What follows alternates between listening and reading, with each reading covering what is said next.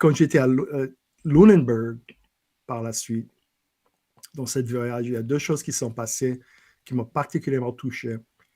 Quand on faisait le tour, Lunenburg, c'est une ville magnifique. Là, vraiment, c'est une des plus belles petits villages, plus beaux villages que j'ai jamais vus. Et il y avait un petit monument dédié aux premiers habitants qui se sont installés. C'était des Anglais, je regardais les noms, c'était des Anglais, quelques Suisses, je me rappelle, des noms comme ça, ils venaient de partout. Et je regardais l'année qu'ils sont arrivés à Lunenburg, c'était 1749.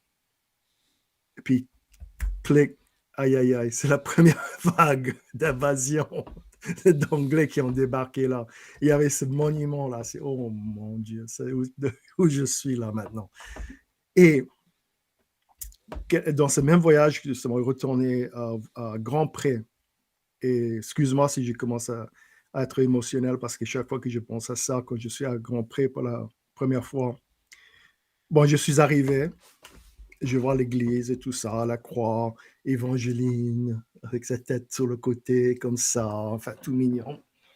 J'ai dit, bon, d'accord, il y avait d'autres touristes là, c'était une belle journée d'été, fin juin. Et je commence à m'approcher de l'église. Et je savais que ce n'était pas la vraie église, mais je savais que c'était une reconstitution, etc. Mais au fur et à mesure que je m'approchais de cette église, il y avait un poids qui commençait à peser sur moi, sur mes épaules. Et j'ai vraiment du mal à respirer à la fois. C'était comme si le poids du grand dérangement, toute l'horreur, le génocide du grand dérangement commençait à me tomber dessus. Et vraiment, je suis allé dans l'église, je ne pouvais même pas parler, un peu comme maintenant, pour dire la vérité. C'est comme ça, ça m'a pris d'émotion. Et puis, bon, d'accord, je savais que c'était une reconstitution et tout ça. Je connaissais l'histoire, bien sûr, avant qu'ils avaient enfermé tous les garçons et les hommes dans l'église, qu'ils ont commencé à brûler toutes les maisons, amener les femmes sur les bateaux qui à l'époque juste là, mais maintenant, la côte est beaucoup plus loin. Et derrière l'église, il y avait des saules pleureurs, des arbres, comme ça. Il y avait une petite plaque qui racontait l'histoire du grand dérangement, comme les Anglais ont tout rasé, qu'ils ont tout brûlé, ils ont tout pris.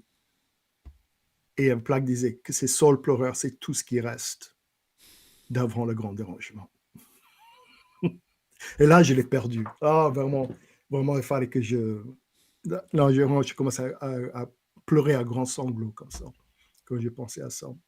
Donc, c'est un moment qui a vraiment solidifié mon appartenance à l'Acadie du Nord, au peuple acadien. Parce que vraiment, c'était presque, comment dirais-je, c'est très spirituel. C'est vraiment que je sentais que je n'étais pas seul, que quelque chose c'était commencé à essayer de communiquer avec moi, à me faire comprendre l'importance de ce que j'allais voir et ce que j'allais vivre sur ce site sacré.